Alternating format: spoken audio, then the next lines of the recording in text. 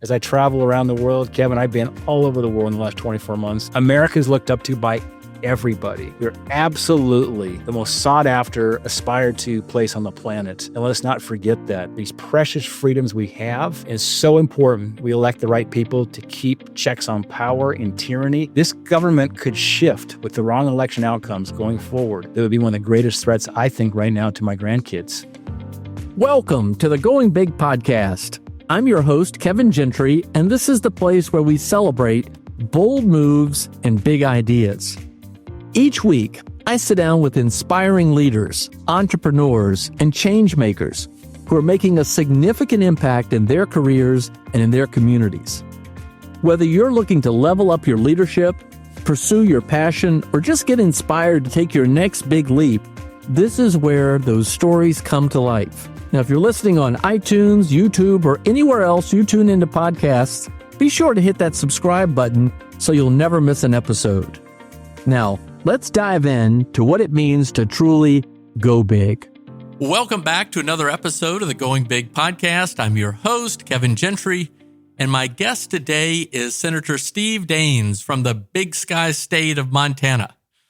Before entering the United States Senate, Steve Daines spent nearly 30 years in business, first at Procter Gamble, introducing their brands to China during a period of tremendous economic growth, and then helping launch RightNow Technologies, one of the great entrepreneurial success stories of the American West. And then he went into the House and then the Senate. In 2024, he was tapped to lead the National Republican Senatorial Committee, where he helped Republicans regain the majority in the United States Senate. He has a tremendous expertise, especially in things related to China, everything from security to economic growth. And in many ways, what I have always found most interesting about Steve Daines is just when you think he's going in a particular direction, he steps into a new going big space. And more than 20 years ago, I happened to meet him and chat with him well before these kinds of journeys started. And it was immediately apparent to me then, as it is now, that he's a man of great Christian faith, has a tremendous devotion to his family, and he loves this country. Well, as you may know, Steve Daines recently announced that he'll be stepping away from the United States Senate. So for this Going Big conversation, I want to talk about everything from leadership to risk to faith to new ventures to America to what comes next. So Steve Daines, welcome to the Going Big podcast.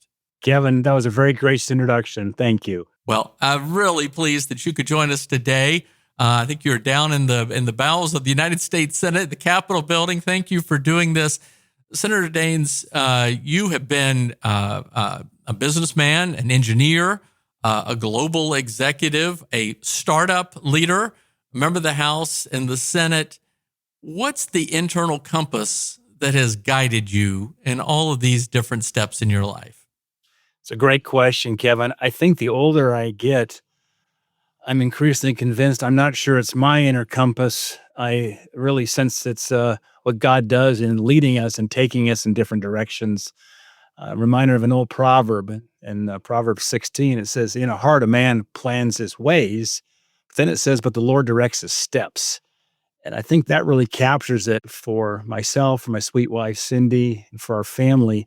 I remember when we've had some big Senate races, one of the biggest in the country back in 2020 was a $200 million, both sides all in Senate race, which, by the way, to put that in Texas terms, if this were a race would have been in Texas, it'd been a $6 billion Senate race, given that Montana only has 1.1 million people and 3 million cows.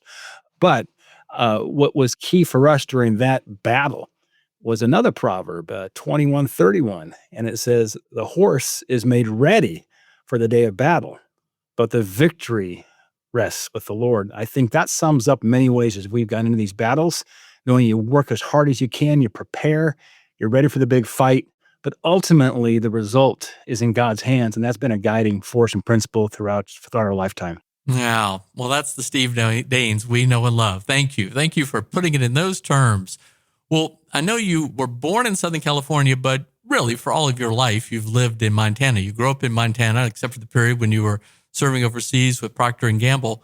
What did growing up in Montana teach you about taking big risks and sort of stepping out in faith. Yeah, the best decision I ever made, Kevin, is when I picked my great-great-grandmother. She was a Norwegian that left Norway and came to the United States and ended up homesteading in Montana. So she was, she went big, as so many Americans have roots from European immigrants. And that's the case of our family. She was a Dairud. And so she came to the northern plains of Montana and homesteaded there. And that's where my Montana roots began. Um, Wow. and by the way, that short venture into Southern California is because my dad had served in the United States Marine Corps. He graduated from college. I was just born a couple months. I was born in August. Dad graduated in June. Mom and dad then couldn't find a job in Montana. And so they moved to California to find work. They didn't like it real well and moved back to Montana when I was a year old. So I have no other memories other than growing up in Montana. But speaking of my dad, who just recently passed, in fact, about 2 months ago, I had a wonderful father. He was an entrepreneur and a risk taker and a great patriot, a United States Marine. It was Semper Fi in our house. We would go down on family vacations from Montana, loading up my two younger sisters in the Griswold station wagon and head down to San Diego MCRD.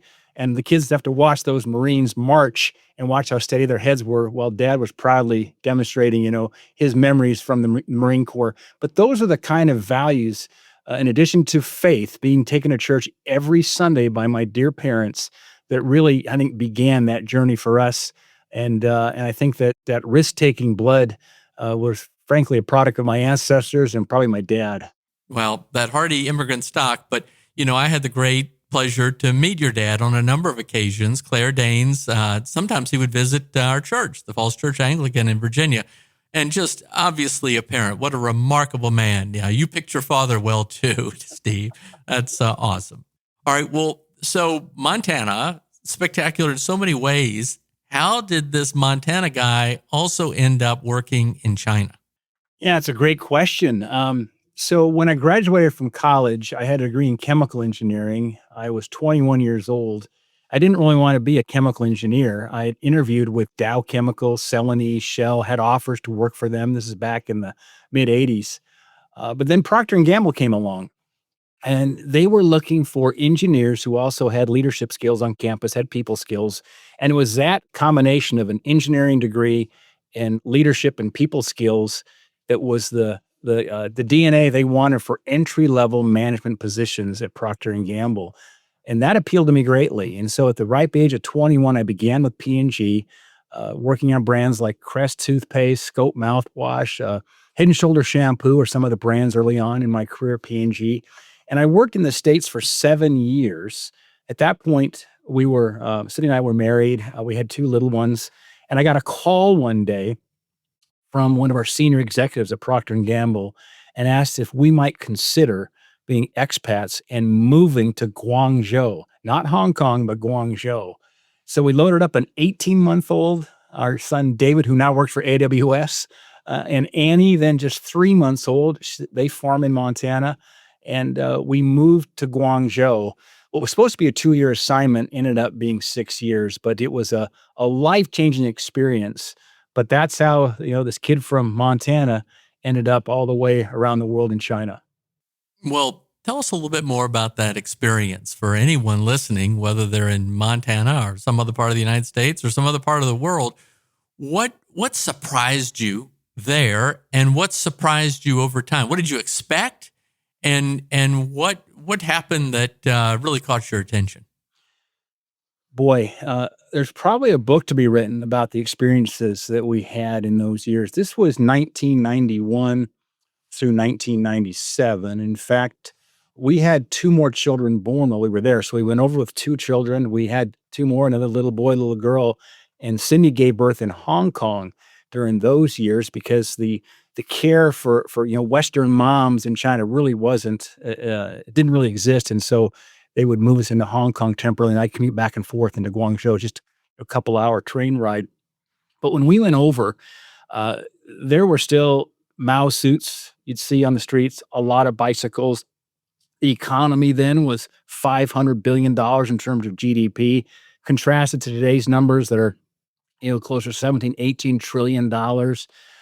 It was just a remarkable time to be there. And we were the first non-state owned enterprise allowed to recruit in the campuses of China. So we were there in Beijing University, Tsinghua University, Zhejiang University. We were in Tianjin. We were in Wuhan, Guangzhou, Shanghai, recruiting these young students who'd all been part of Tiananmen Square, by the way. These were all 5-year seniors because they'd been there in 1989. Now, think about this. This is the spring of 1992. And boy, they had some stories to tell as we were interviewing them. First time they'd ever really done an interview with a Western company, and everybody wanted to come work for a U.S. company. We were mobbed. It's probably like what Taylor Swift must feel like if she walked in a high school campus. Just everybody wanted to be a part of a U.S. company. Well, so, I mean, it was a market then, a new market, but even over just 6 years, I'm sure you saw a lot of dramatic change. When did you first recognize that China would become such a serious economic competitor to the United States? Yeah. I've led 7 congressional visits to China since I've been in the U.S. Senate. So I served 2 years in the House, and I'm just finishing up my 12th year in the Senate. So it'll be 14 years in Washington when we retire. But I led my 7th trip to China just last month. In fact, I was there with a Senate delegation. It was bipartisan. The week before President Trump was there with Secretary Rubio and Secretary Bessent and so forth. But I will always remind senators when they come with me a trivia question and answer, and that is, who had the world's largest economy when our nation was founded in 1776? The answer is China. Really? So they had the world's largest economy back in 1776. And so you could just see it in the people there. There was something special that if they were allowed to have more freedom, put more meritocracy type employment systems in place, rewarding good results instead of just the communist system, which of course does not do that, there was going to be real potential. And what dawned on me one day is we would go into Hong Kong quite frequently. We would go there for our doctor's appointments, dentist, to go, if you want to get a good Western meal at that time. You really couldn't find much in Guangzhou. You go to Hong Kong. But when you would take the train from Hong Kong back into Guangzhou, you would cross the border between Hong Kong and China there at Shenzhen. And you literally went from one of the most free, prosperous economies, Hong Kong back then, to a communist country. But it was a dramatic change as we went through. We used to then call it the bamboo curtain. When you went into China back in those days, it was very much felt like a Soviet feel, like a East German type feel from the days when the communists had control. Depressing, broken windows, a lot of concrete.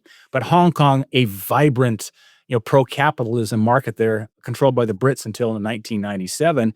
But what dawned on me, Kevin, was that the people that are running Hong Kong, in terms of the day-in-and-day-out workers and entrepreneurs, are the same Cantonese people that are in Guangdong or in Guangzhou.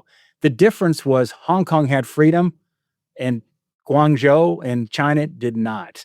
And so when you start to see this economy open up, the liberalization then of their economy, you could start to see things take off. And today, that market is Procter Gamble's second largest geography in the world. What a fascinating insight to have been there and to see that and to see the contrast.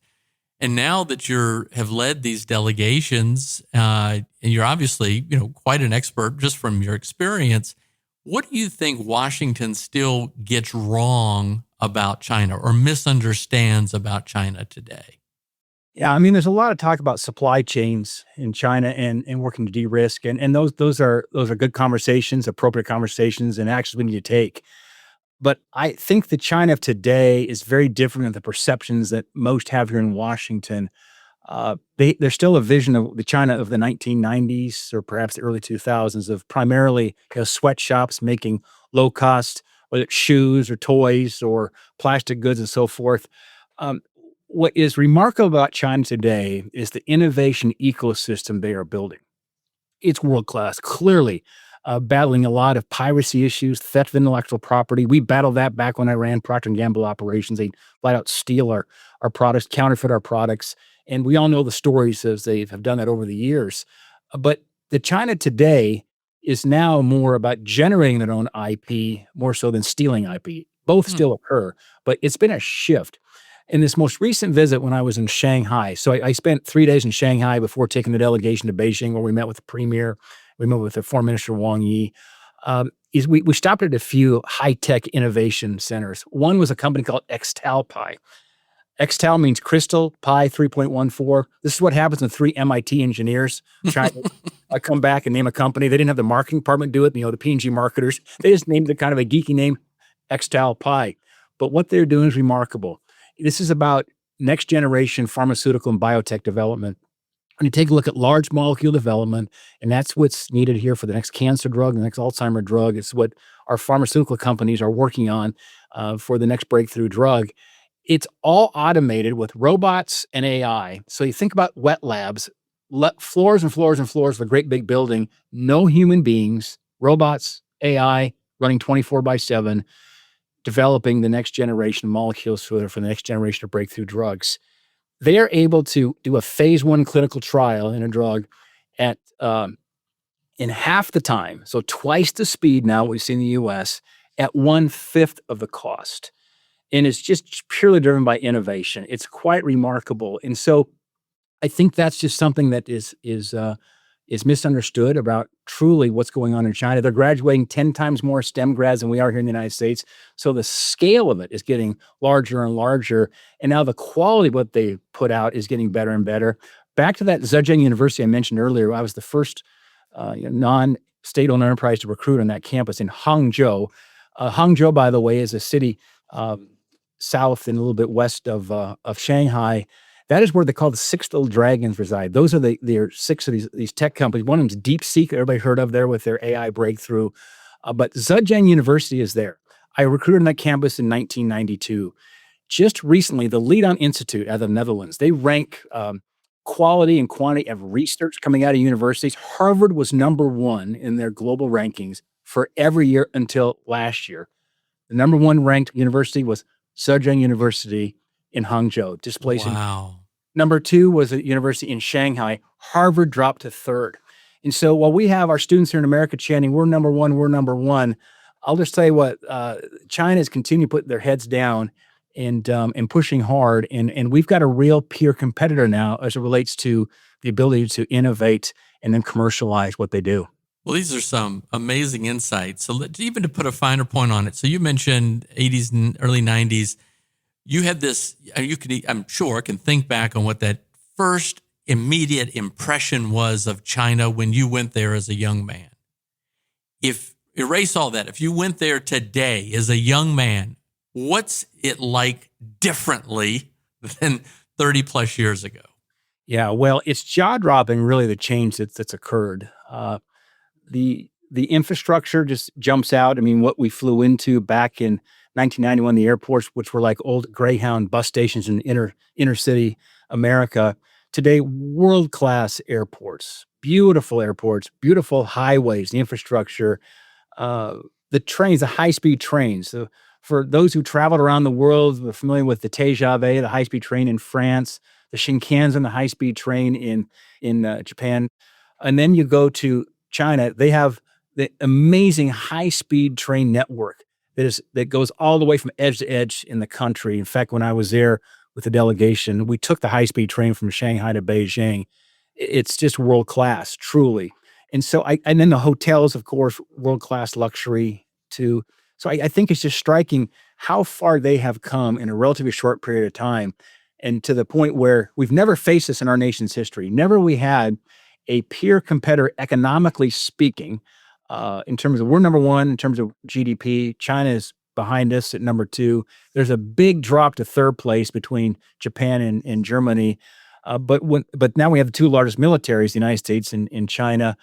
When we fought the Cold War against the Soviet Union, the Soviet Union never got to be greater than a number 10 in terms of GDP. China is the silver medalist now in terms of the economic power and the silver medalist in terms of military power. This is the first time in our nation's history we're against a more of a peer-type competitor, both economically and militarily.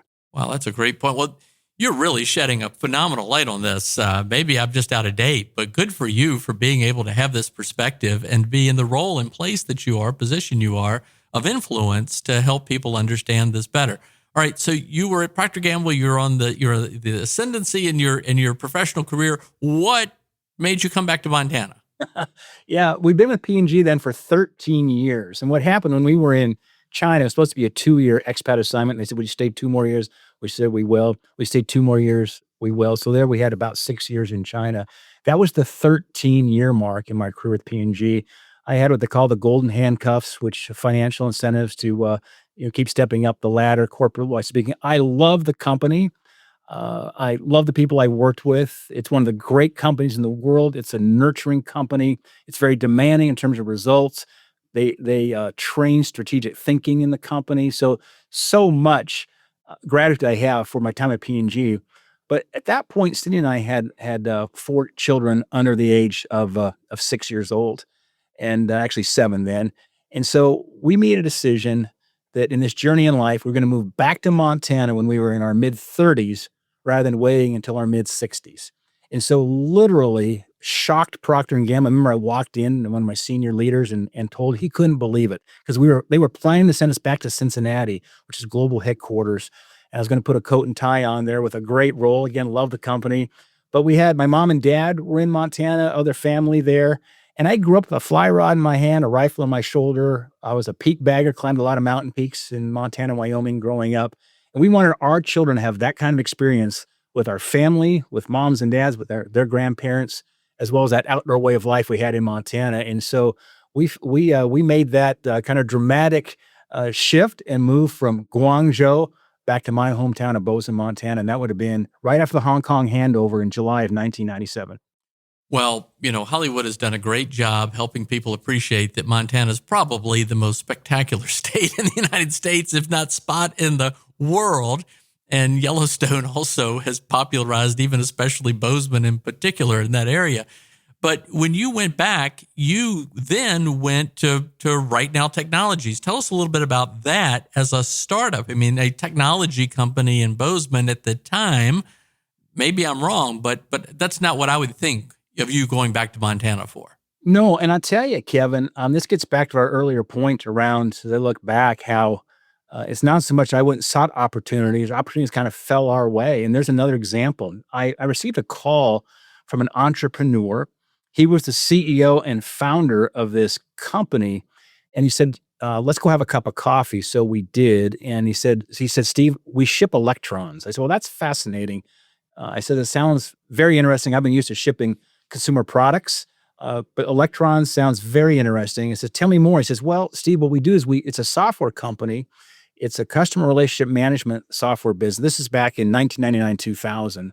And he said to me, "We host our customers versus having our customers host their own software solution.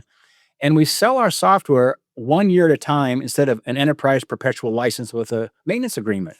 Well, what he described to me then was cloud computing and SaaS, or software as a service. Neither one of those words had been invented yet, Kevin, when we had this discussion. But he said, "Steve, this is going to be disruptive. This is the way software will be consumed in the future." And I said to him, "What's your competitive advantage? What's going to allow you to win short and medium as well as long term?" He said, "Steve, we can run faster than anybody else. It's all about speed and innovation." So this was a fledgling little startup of maybe 50 to 100 people back then.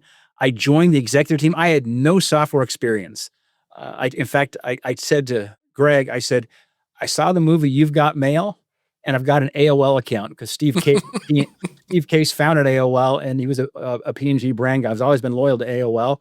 And so he laughed. He said, "Well, Steve, I don't need another propeller head. I got plenty of smart developers. I need somebody who knows how to run a business." I said, "Well, I've done that."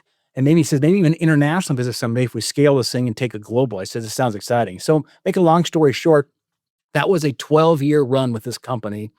We took the company public, and then Oracle acquired us at year 12. I ran Asia Pacific the last 6 years. I had an office in Tokyo and one in Sydney, and it became a tremendous success. And oh, by the way, that guy named Greg, who recruited me to work for him, is now the governor of Montana, Greg Gianforte. And so the two of us And there were no political plans at that point. When we first started off that business, our goal was to grow a couple thousand jobs and build an enterprise business in Montana, which had not been done before. And then he's now a great friend and our great governor of Montana. Well, it's really an amazing story. Just this story, we could do a whole podcast on China. We could do a whole podcast on your time in public life. But here, when I met you, I happened to be in Bozeman at a PERC conference. We had met at another conference, and I reached out to you, and you said, hey, come on by this little office. You served me some coffee from your little coffee spot there in the back on a Saturday morning. I certainly didn't envision that I'd be now talking to you from the United States Senate, but I'm guessing the path from startup to going public was not a straight shot into the stratosphere. No. Give us a sense for maybe some of the bumps along the road. Well, I'm glad you brought that up, Kevin, because when you step back and describe life experiences, sometimes in decade-type chunks like this is a 12-year run at RightNow Technologies. It looks kind of easy looking back, but I remember some really, really hard times. Building businesses is really hard work. It's very demanding work. I remember my time at P&G in China. I was working 6.5 days a week. It was very demanding as we were trying to get some traction there to build a business in a difficult environment then in China. The same thing was true here back in the States. It's hard when you're a disruptive technology. People aren't taking you seriously yet. We knew we had something very special, but the street was undervaluing us. But we just kept our heads down, stayed on our task of and our strategies, and it worked. But I remember some really dark moments. I remember shortly after 9/11, for anybody who's running businesses back then, when the whole economy froze, a time of great uncertainty, and we had been hiring as fast as we could hire. We were bringing people in as quickly as we could. We were scaling up, opening up new offices. By the time we sold our business, we had 17 offices around the world, and our product was in 33 languages. So, I mean, we were moving fast, but suddenly everything froze. And we had to do a reduction in force one day. That was one of the hardest things. You've hired great people, but we had to make a cut at that point to keep the company afloat, or we were going to lose perhaps our financial stability and strength, and may not have been viable at that point. So I remember those dark times, Kevin, having to wrestle with that, having to let people go. And then we rebounded back and kept going, and it worked out. But it's hard work starting up a business and taking it public and then taking it to the next level. Well, thanks for giving us a sense of that. I think for people who don't have this experience, it's hard for them to see. And sometimes they just think it's just a straight shot to success, particularly the way the media portrays a lot of the successes. So thanks for giving us a sense for that. Well, you know, you worked obviously at a Fortune 500 company, but this is a textbook example of just straight up entrepreneurship. What did that teach you about leadership that maybe you wouldn't have received at Procter Gamble? Yeah. Well, first, I received so much at P&G. In fact, I took several of the same processes and some of the systems we used at P&G, strategic planning processes, the OGSM, in terms of objective goal strategy measures, clear focus on metrics, quarterly reviews, and so forth. So we took some of these processes and brought them from a Fortune 25 company to a startup, and also the importance of hiring well. I remember we had Jim Collins' book, Good to Great, was required reading back in those days. Try to build the right culture. I always believe we're going to build a culture that focused on generating dolphins and not sharks and so forth. So we all about, corporate culture, focus on results, and building something really big and special. But what was one of the key learnings was, in a startup, it's the speed of decision-making and the importance of quick decisions. You can't sit and spend too much time analyzing something. Analysis is important, but you can analyze yourself to death and miss the opportunity. And then you've got to be good on what's called the break-fix cycle, is that you move forward. If you've made a wrong decision or headed in the wrong direction, we call that the break, and then you got to put the fix in place. And having that kind of run-and-gun type mentality is so important when you're starting something that's pretty small, a lot of competitive pressures, trying to maintain viability. But that's something you don't always get, certainly in a Fortune 100 company. But the Fortune 100 learnings are very important that I could bring to a small startup. And so you kind of get the best of both worlds. Well, let's say it hadn't succeeded and never got off the ground, really. And let's say as a result, so it didn't become a $1 billion company, didn't get sold. What I don't know what Greg Gianforte would be doing, but what would Steve Daines be doing? You wouldn't have had time necessarily to run for public office. What would you be doing today? Do you think? You ever think in those terms? I'd probably be a fishing guy, Kevin. Something to be said for Yeah, that, I guess. well, a lot of guys I know dream to be in that job someday. But we wouldn't have stayed in Montana. I just love the state so much. And when I looked at my own hometown of Bozeman there, it became the fastest growing micropolitan in America for 5 consecutive years. Part of that, there are a lot of reasons, but we were part of that by having an enterprise software business that started up there and spun off a lot of the companies after we sold to Oracle. But then you had Big Sky, you had Yellowstone Club, you have Yellowstone Park is an hour and a half away. You've got world-class skiing, world-class fly fishing, world-class hunting, world-class hiking and backpacking. I'm starting to be a salesman here for the Chamber of Commerce of Montana, it sounds like. But we would have stayed put and found something else to do. And there's been a lot of opportunities created in that space in Bozeman on the tech side as well. It's been almost a little mini tech ecosystem because what we found is that the best talent likes to live and work in the best places. This younger generation has figured out that where you live is important as what you do, and you don't have to sacrifice your quality of your career for quality of life. You can actually have both, and Montana's been a demonstration of that. So it's a long way of saying we would have found something else to do there and figured it out, but we would not have left Montana.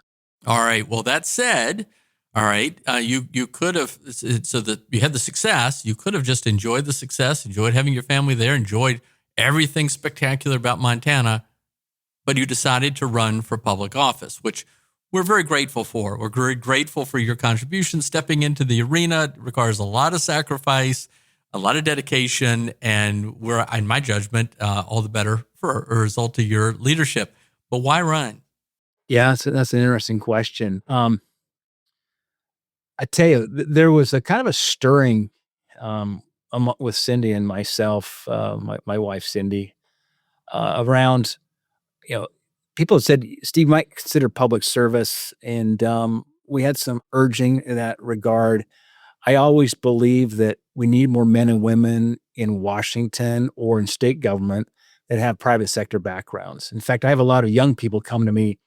They'll say, "Senator, I want to do what you do. What do you advise that I do?" And I said, "Well, the path to becoming a U.S. senator varies for every senator. There's no one path, but you asked for my opinion, so I'll give it to you." I says, "Don't think about becoming a senator. Go off and do something in the private sector for 20 years, then come talk to me." And I think those kind of experiences can be really helpful to the debates we have here in Washington.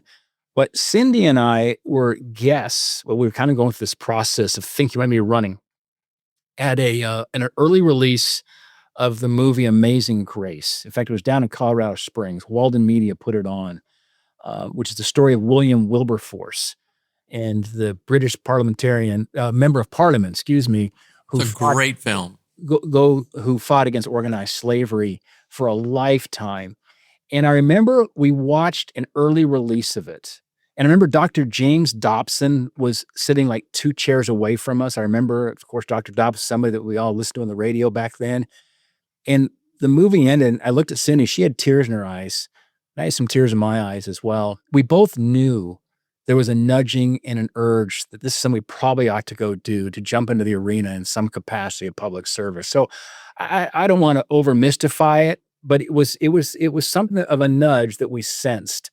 And I think that was confirmed by other friends and others who said, this is something you might want to consider doing. There's one other thing too, is we read a book by Os Guinness, who I know attends Falls Church Anglican. He's a great friend and just one of the great thinkers in the world. Really, he wrote a book called The Call, talking about vocation and calling, and that was also helpful to crystallize our thinking that we should leave the private sector and go into public service. Well, actually, you and I got to know each other a bit by just some efforts to get people of faith to consider running for office. And I know you were really active when John Thune first ran. And our friend Steve Taylor, I remember telling me, he said, you think Steve Daines, we could ever get him to run in Montana?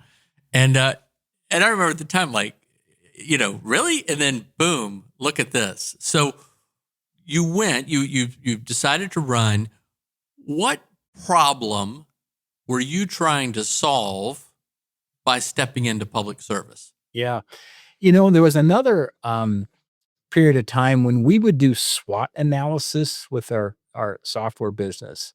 The strengths, weaknesses, opportunities, and threats. SWOT, SWOT. Mm-hmm. You take a whiteboard, divide it into 4 quadrants, and you list items under each of those headings. Under threats, there was a recurring theme about what was going on in the federal government and threats to our business. Regulatory policy, tax policy as examples. And so we knew that was a problem that needed to be solved, but that's a problem you can't solve being in the private sector. You can help solve it. I should clarify that. You can help solve it by getting involved in organizations with financial contributions, helping the right candidates win that will solve those problems. So it does take a team, but I thought individually, I might be able to actually step into the arena because it is a team sport. We need some who are willing to go and serve and actually, wear the suit and tie back here in Washington, but it takes millions of others, Americans, to get behind candidates, whether it's, financially and in other ways, organizing campaigns. But some of the key areas I wanted to focus on were the courts. I think we've done the Supreme Court. I was elected to the Senate in 2014. That was Obama's second midterm. We picked up 9 seats that night in the United States Senate Republicans. We shifted control to 54-46 Republican, a dramatic shift. But Obama still had 2 more years. So we show up here like, what are we going to do with Obama as president? And then Justice Scalia tragically passed away in 2016. If you remember, we blocked Merrick Garland's nomination that Barack Obama put forward. And we said, we're going to wait until after the election. President Trump's elected, and the rest is history. We literally flipped the Supreme Court to a 6-3 center-right court.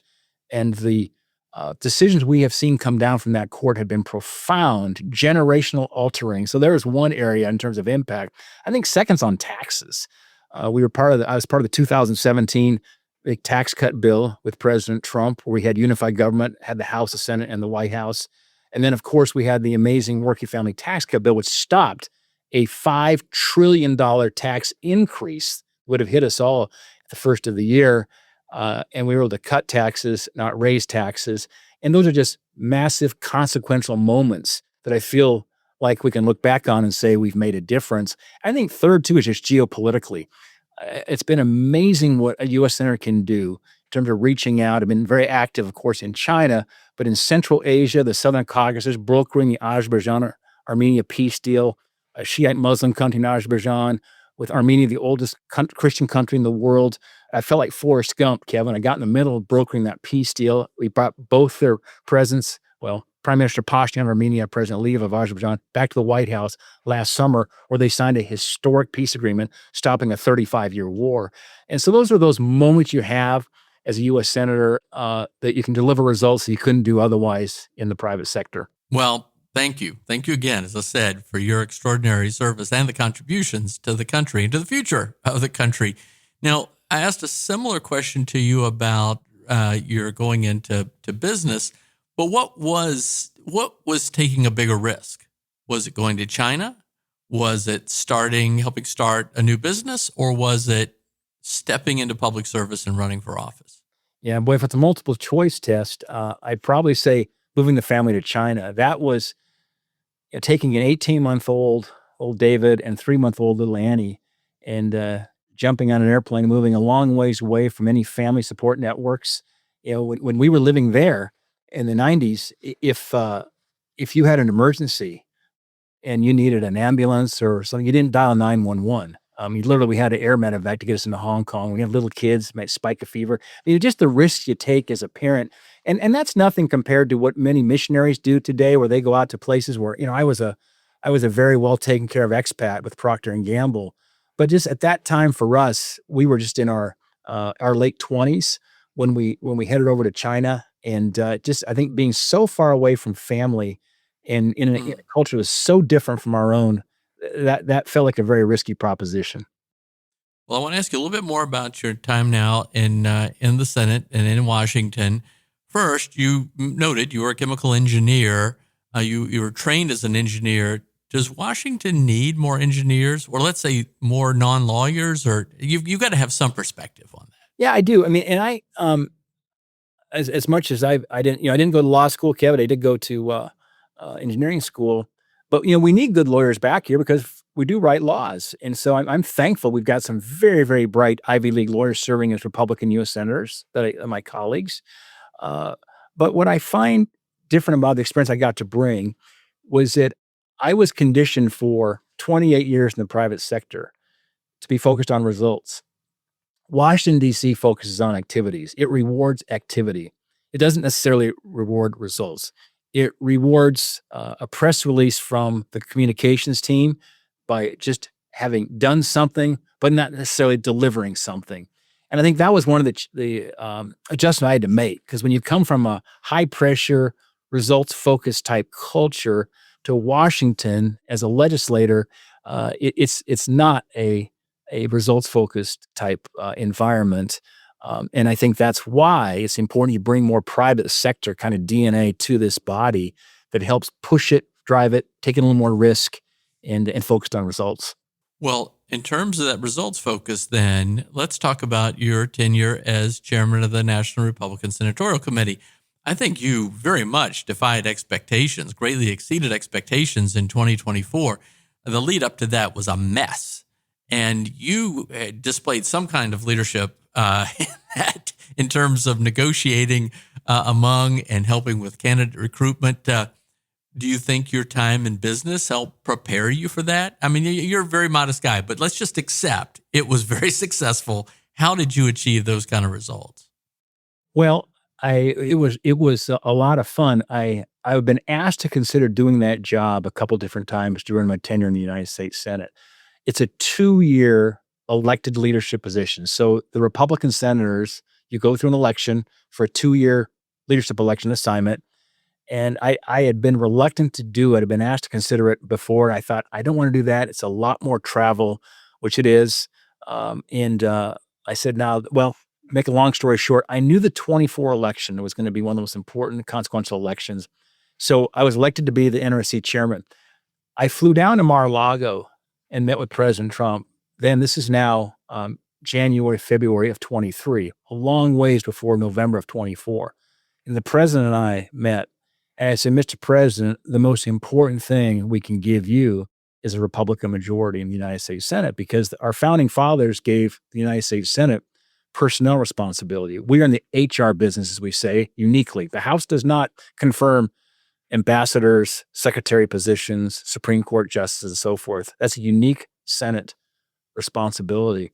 And I told them, I said, we're in the minority right now, Mr. President. If Chuck Schumer is the majority leader after you're elected, this will be a constitutional crisis. You will not be able to move any of your nominees through. So we started a very close working relationship. We talked at least weekly from that point all the way until November of 24. And we got the Senate majority back. We picked up 4 seats and got to 53 Republicans. But we focused and we were very strategic. In fact, I literally took my team at the NRSC through a strategic planning process, identifying clear strategies, and then executing against that with clear metrics. But candidate quality matters, Kevin, and we really focused on making sure that we found candidates that could win a primary, win a general, and could govern once they are here. That were the 3 important criteria, and we cleared primaries. I said, I'm going to be intentional here. We're going to put the best person forward. That was like a Dave McCormick, certainly in Pennsylvania is an example of that. Tim Sheehy in Montana, we had Bernie Moreno in Ohio. These were all key pickup seats, beating a Democrat and then bringing them back to Washington. And we were very thankful we got the majority back, and we've seen the positive consequences of that. Well, kudos.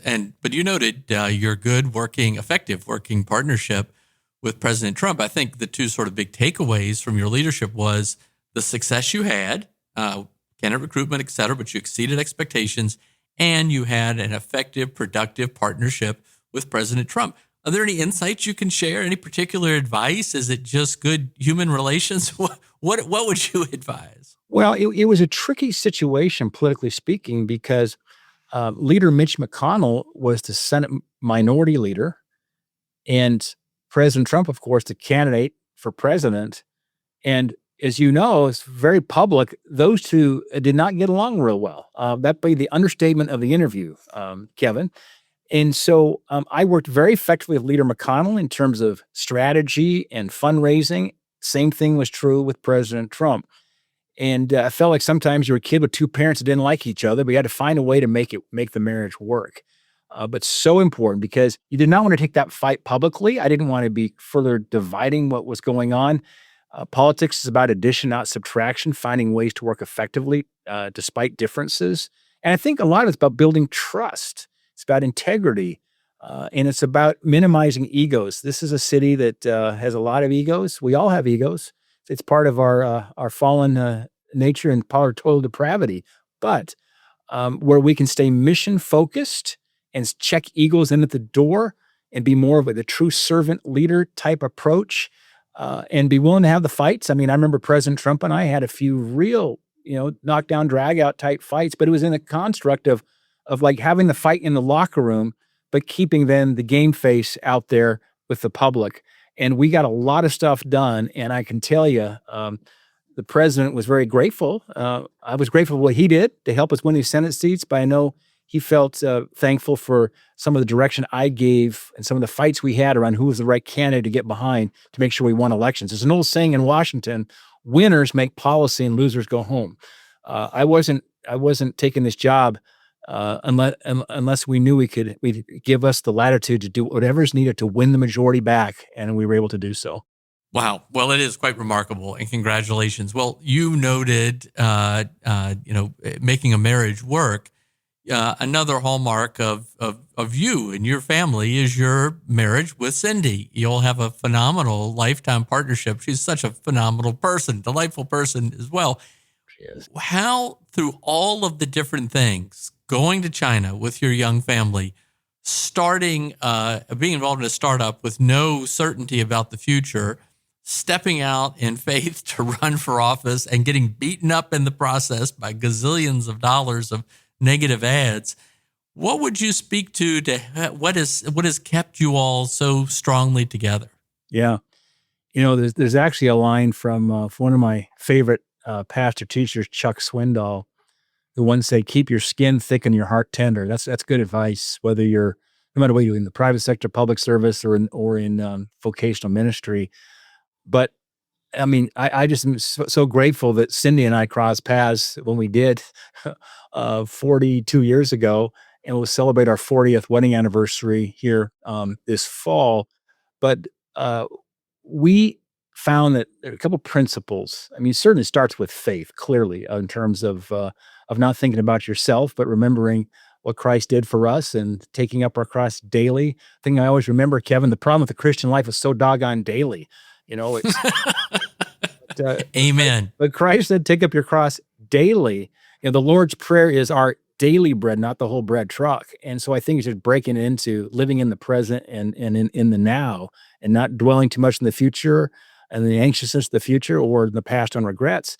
But some of the best advice we had, and we talk about this, Sam and I do a lot, because you'll go to a wedding shower, not that most guys do, the ladies typically do that. And Cindy says they always go and they ask for advice for the new bride. When they go around, the typical advice is, it's a 50-50 partnership, and do your very best. And Cindy and I both reject that notion because it's been said that somebody who says they'll meet you halfway is a poor judge of distance. And so we really believe in the 100-100 model, and that's easier said than done. But this is all about 100% what I want to do here for my sweetheart, Cindy. And she's in the 100% back for her husband, Steve, which is harder for her to do that for me than me for her, I'll tell you that. But she's a sweetheart.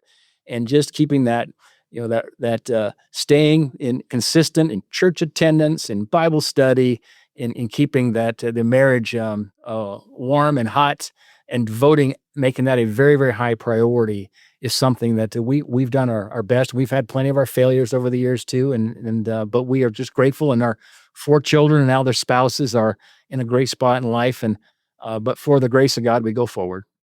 Wow, lots of really good advice there. Well, you spoke again to your faith. Is there a moment that you faced a really tough decision, or even a setback, or what have you, where your faith was just central to your ability to keep moving forward?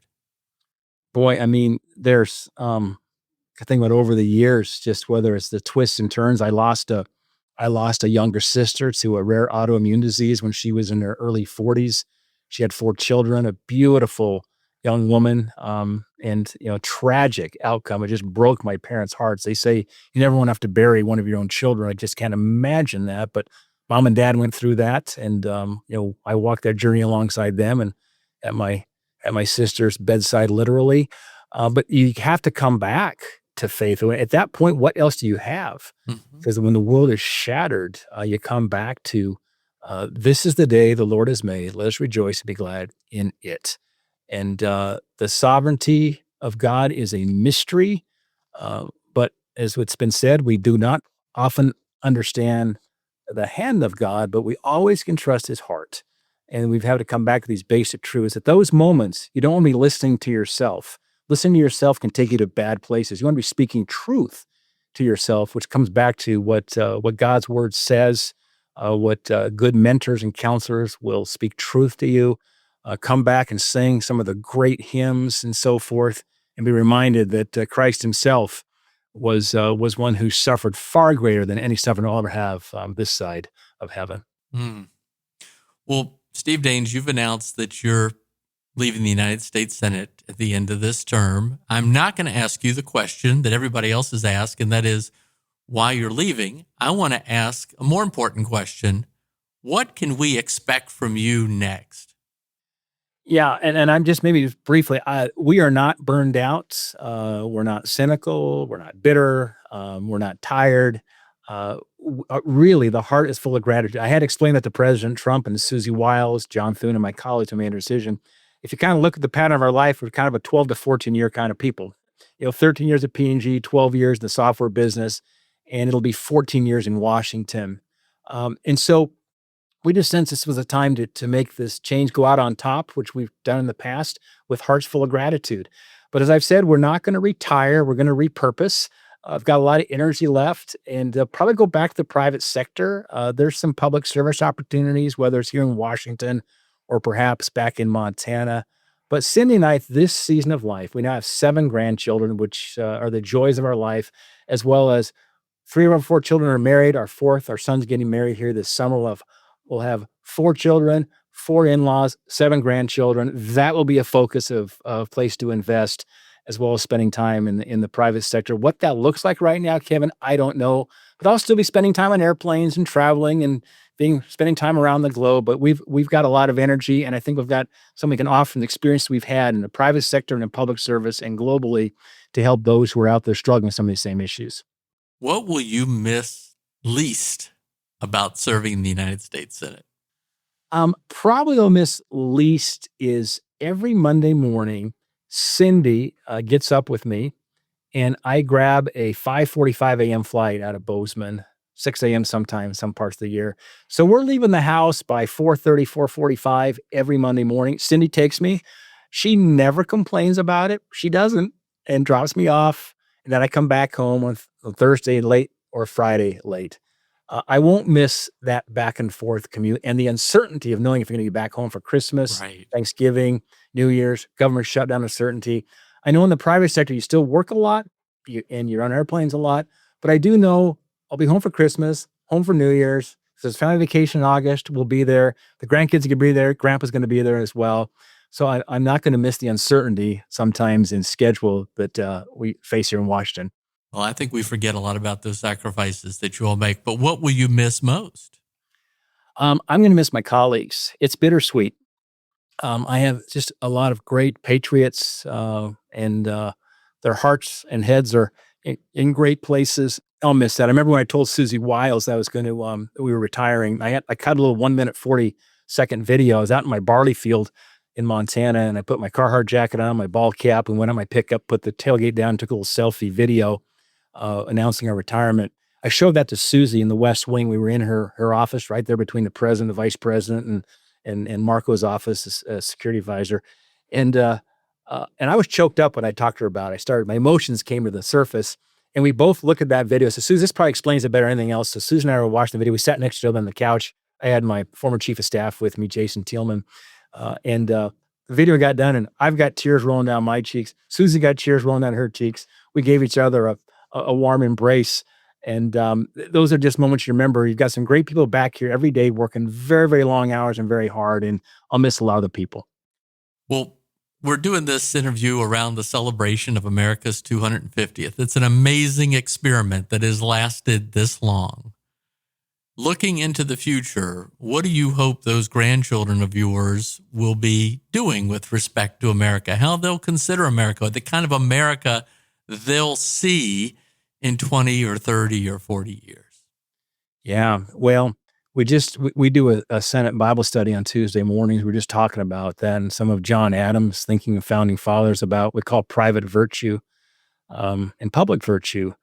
But it was an amazing experiment that the founding fathers launched of this decentralization of power and checks and balances to check power and make sure there's no absolute power as best we could.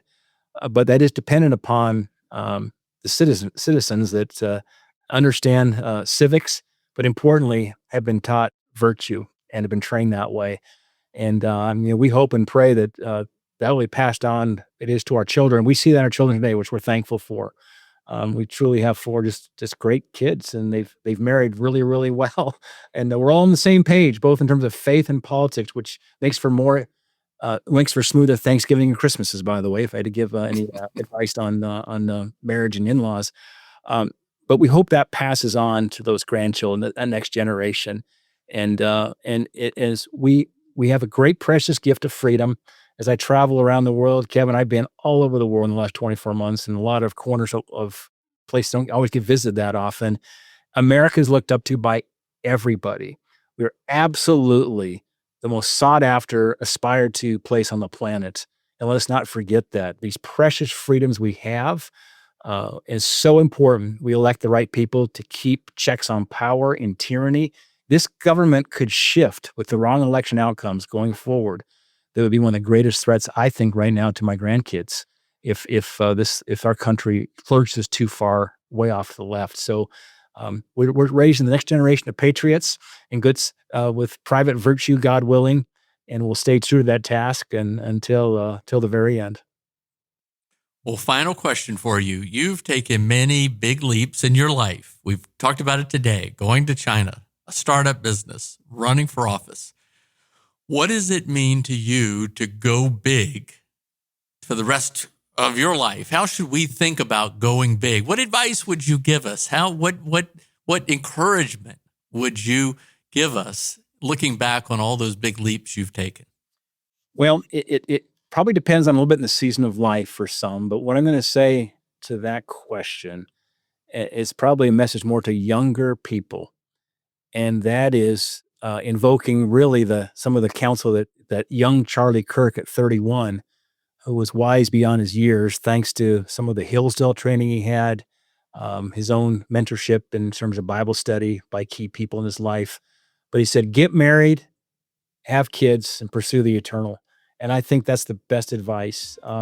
Rather than be satisfied thinking we're going to get married and have 2 kids, have 4 kids. Push yourself. It's these seasons of life that come and go, and you'll never regret doing that. And we just want to encourage that younger generation to get married and have kids and pursue the real joy in life. That's ultimately what's eternal. At the end of the day, when we pack up everything we have, it's those things, those relationships, the eternal, which will transcend the time we have here on earth. And that's something we're passionate about. My sweetheart and I continue to want to invest in that for the rest of the years we have here on earth, God willing.